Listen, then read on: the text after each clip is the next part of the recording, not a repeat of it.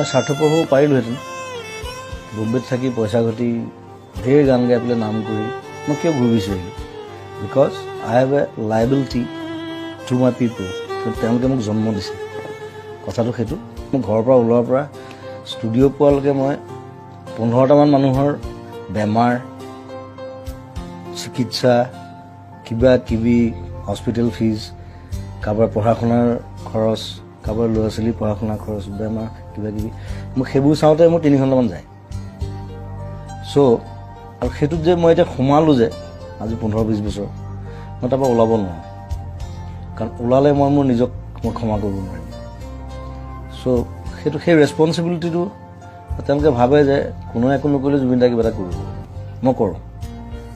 নিজৰ হাতত পইচা নাথাকিলে মই কৰোঁ লাগিলে মই ধাৰ কৰিম কাৰোবাৰ চ' সেইটোত মই আনন্দ পাওঁ তেওঁলোকে আনন্দ পায় তেওঁলোকৰ মুখত যেতিয়া হাঁহি দেখোঁ